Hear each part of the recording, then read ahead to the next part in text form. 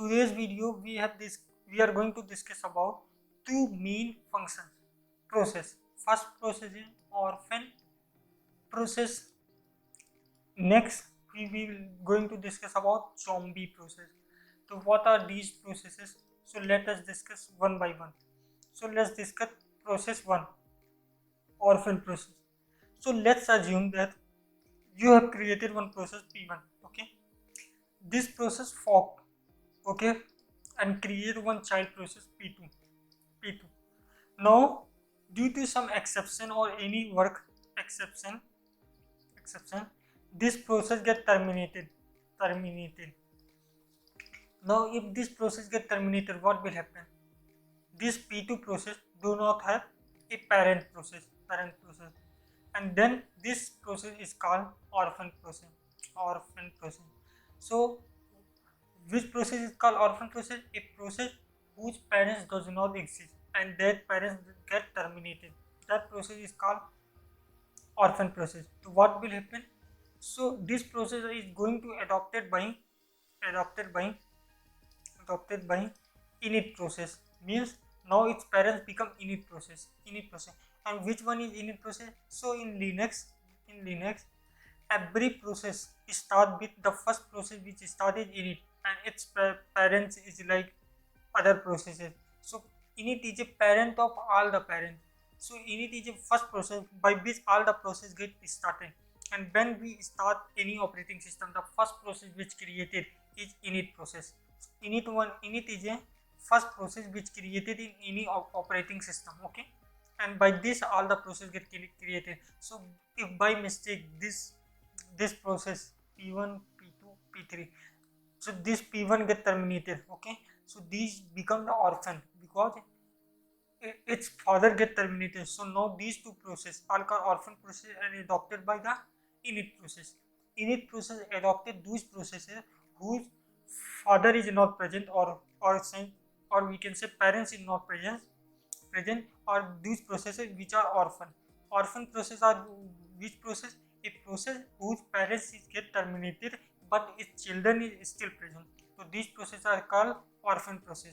Now second process is zombie process, and it is one of the important process. I will explain why it is important process.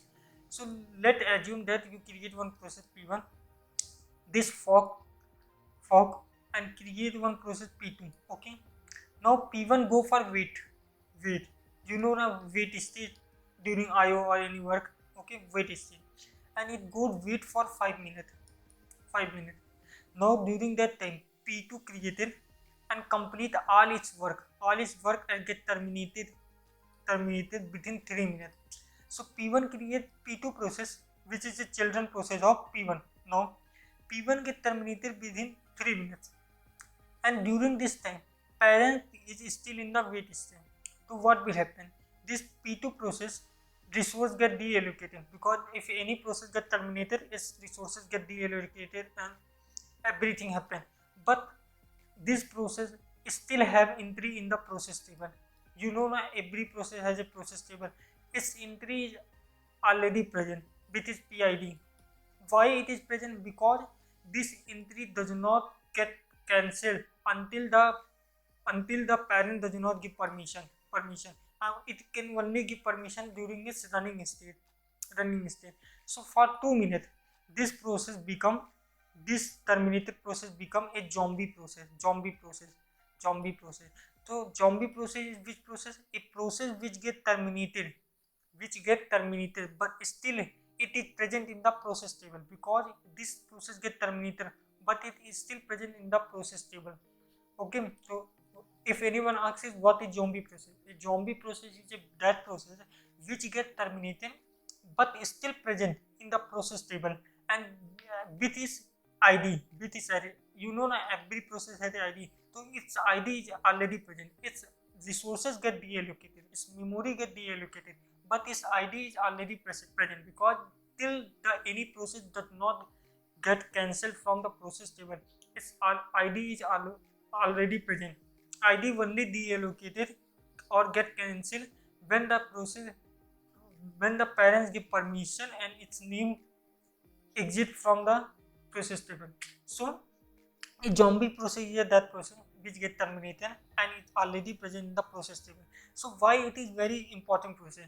Let's assume that every operating system has a limit of process. It can create a limit of process. So let's assume that any operating system create 1 lakh processes. Okay, 1 lakh processes. So what will happen? Every process has a process ID. So this operating system can create only 1 lakh process ID. Okay, what will happen if like this one zombie process, there are hundreds or thousands of zombie process present who are waiting for their parents to come in the running stage. So what will happen? They are consuming a process ID but do nothing. You understand na? They are present, they do nothing, but they have their process ID. So they are consuming one process ID. And what will happen if they consume all the process ID, 1 lakh process ID? Then they then this operating system can't create any new process, and operating system can't do any work because this operating system cannot create any process. So in every operating system it is important that we keep this number low. We do not want that there are lots of zombie process created, otherwise the operating system does not work properly. That is the problem. That's why it is always recommended that zombie process does not create lots of zombie process, otherwise the operating system does not work perfectly. So I hope you understand what I mean by zombie process. Zombie process are that process which get terminated but still present in process table, still have their entry with their process ID, and every operating system has a limit of process ID. So if there are a lot of zombie processes, so they are wasting the number of process ID, and if this number can reach the limit, so no new process can be created by any operating system. So that's the biggest problem. And I also tell you what is one other process, that is orphan process. Orphan process are those process whose children is present, children running, but his or her whatever parent get terminated. A process whose parent get terminated but it is still present in a running state, that process is called orphan process. And these type of process get adopted by which process? The first process of operating system, that is init process. So I hope you understand these two concepts.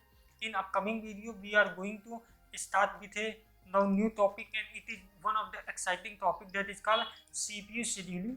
So from this we will start about numerical questions, because there are lots of numerical questions. Every numerical question, almost every numerical question which is asked in operating system come from this part, CPU scheduling. We have lots of CPU scheduling, and we will discuss about each of the CPU scheduling in one video.